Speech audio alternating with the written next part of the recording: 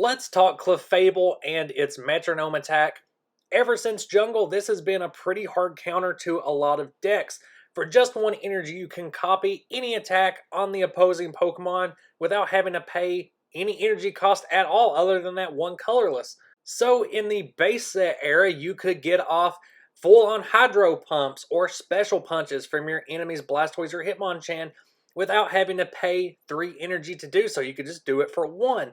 And that's even more impressive in base Neo, where you have even more huge deck archetypes based around evolution cards, based around attacks that cost 3 or 4 energy to pull off, but can be pretty devastating. For a format built around just building sturdy setups, you pretty much let your opponent set up for you, and then you turn the tables on them by just metronoming whatever they've done. So you can really take whatever strategy they're using and just use it against them. If they're using a sniping deck, then you can copy the sniping attack and destroy their own baby Pokemon with it. If they're playing a wall deck like Steelix, you can copy Tail Crush for 1 colorless energy. All the meantime, you can use your energy removals to make sure that that Steelix isn't going to be attacking you back with that same attack. And in that same vein, of course, the biggest is going to be copying Sneasel's beat up without having to worry about those dark energies at all. Pretty much the only decks that this Clefable was not a direct hard counter to were Kingdra and the Neo Revelations Jumpluff, because those two decks also only needed 1 energy to attack and they didn't rely on special energy cards. So with only 2 real weaknesses in the metagame, it's no wonder that Clefable became one of the most highly used tech cards, as well as what I would consider to be the premier rogue deck for the base Neo format. Oh, and let's not forget that 100% of base Neo decks ran Cleffa, which is the pre-evolution of Clefable, making it even easier to slide into any deck. All the more reason to run a full playset of Cleffa in this particular deck, which is my build of a classic Clefable rogue deck, just to be a hard counter to the entire metagame, except for a couple of exceptions, which I already mentioned. But you get another tool with this deck in that we got a new Clefairy that is much more survivable than the classic Clefairy that only had 40 HP, and it did have Metronome, but it cost 3 colorless energy instead of 1. So for this one, let's just opt to use the 50 HP one. That way it has a little more survivability against decks like Crobat that are going to be targeting those Cleffas. That's one leg up that this deck really has against spread decks and sniping decks, is that if you think that Cleffa is in trouble on your bench, just evolve it into a Clefairy. That's going to be the goal of the deck anyway, is to get set up. So ideally turn 1 and 2, you're going to be spending eking, and then as soon as Cleffa seems like it's going to be in trouble, evolve into Clefairy. Then you can evolve into Clefable, and by that time, your opponent's going to have their setup pretty much set, and at that point, you can just metronome whatever they are using. This build is going to look a lot like a base set era deck because this one is also utilizing Dodrio. Its power makes it so that Clefairy can retreat for free, and Clefable will only need 1 energy to retreat, which is perfect for Clefable because it's only ever going to have 1 energy on it anyway. And one thing that the base set version of this deck didn't have was recycle energy, so you're not even going to have to worry about energy removals. The 1 energy per turn is going to be enough to do a metronome, so there's not much tomfoolery that your opponent can do with you, even with Gust and Double Gust, because this deck also utilizes Scyther, meaning that your entire deck is basically going to be free retreating. You can move back and forth as you please. Scyther is also great as a damage sponge, but also if you want to throw a grass energy down on it, it can be pretty threatening getting off that slash for sometimes double damage. The only target you're going to have for Gust or Double Gust is going to be Apom because of its low HP, but Apom is also a utility card that you're really only going to play whenever you need to refresh your deck a little bit if you're worried about decking out before your opponent. And because this deck is full rogue, you're going to be using a full playset of Lass. There's not really a trainer card that can really mess with base Neo decks worse than Lass. Because in this format, because setup is so important, you're going to be holding on to a lot of trainers in your hand. So Lass is going to send all of those right back into your opponent's deck to make sure they don't have them readily available. Makes planning ahead a little more difficult. Energy removal is going to help deal with all of those special energy cards. A majority of base Neo decks are reliant on Steel Energy, Dark Energy, Rainbow Energy.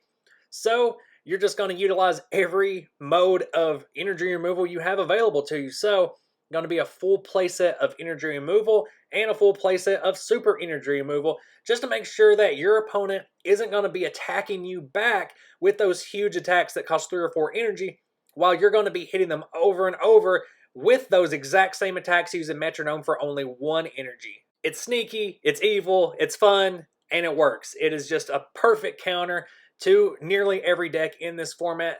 Computer Search is going to make sure you get those cards that you need when you need them, because there's a variety of Pokemon being used and you want to get those Clefables out as early as possible as you're active. You want to have a Dodrio on the bench, preferably on turn 2. I don't find it'll be used in very much the same way. It's just going to let you reuse those energy removals and lasses to really keep your opponent at a disadvantage. Also going to be using your standard 2-2 Oak Elm combo. You know, it is pretty standard to just run 2 of each, but if you like one over the other, go ahead and run a full play set of that one. I know Professor Elm is preferable for most people because you're not throwing a lot of cards into the discard, you're just recycling them through your deck. Pokemon Trader's also going to help with getting the right Pokemon you need at the right time. So if you're stuck with an Apom or a Clefairy in your hand and you really just need to get a Clefable or a Dodrio, Pokemon Trader's going to make that really possible. Only include 2 in this deck. You could go 3 if you're really worried about getting stuck with a bad hand, and maybe go a little less on the Professor cards. But also Gust of Wind is going to be very important in this deck. You don't need to go double Gust because everything in here has free retreat, but Gust of Wind is going to be able to pull out whatever Pokemon you want to start pounding on with their own attacks. So if your opponent is purposefully leaving a Cleffa out there, you don't want to be copying Eek with Metronome. So you can use Gust of Wind to pull out something bigger and better, like a Steelix or a Charizard, so that you can just beat it down with its own Fire Spin. To help round out the hard counter nature of this deck, going to be using Broken Ground Gem. 3 copies of this because it's not only a counter stadium, but it is also going to mess with a lot of strategies that involve free retreating Cleffas or other baby Pokemon out of the active position, or other decks that utilize Scyther. That's another reason that Dodrio is so important in this deck, to get out early, because you want to play those Broken Ground Gems early. And with Dodrio out, Scyther can still free retreat even with Broken Ground Gem active. Goob Gas Attack is not a card you're going to be using very often. It's mainly in here as just a counter to Aerodactyls or Mucks that can really shut down this deck, but Goob Gas is going to let you shut those down for just 1 turn so that you can evolve all of your Pokemon in that turn and get your setup pretty quick. Or if you're going to shut down a Muck, that's mainly so that you can retreat some of your Pokemon for free utilizing Dodrio, and then get right back into the groove of things. Just a couple of grass energies in here for if you do want to utilize Scyther. The double colorless are also in here for Dodrio and Scyther for if you get put in a position where you would rather attack with those. Those are going to be your go-to cards when you are up against decks like Kingdra and Jumpluff that Clefable can't do much against. Scyther and Dodrio both also cover Clefable's weakness in that they have a resistance to fighting types. Not that fighting types were really prominent at all in base Neo. Really the biggest threat to this deck is losing your Cleffas early on. So if that does worry you, you can add Focus Band into this deck to help make it more likely that you will get a couple of turns of Eek very early game. But worst case scenario, even if you lose your Cleffas, you can still play Clefairy as a basic Pokemon, so it's not that much of a concern. Besides Focus Band, another way to make this deck a little more defensive is to include a couple of copies of Metal Energy to use as your colorless substitute on Metronome. That way you are taking a little less damage from your opponent's attacks, and it is going to affect your output as well, but it's going to make those Clefables last longer.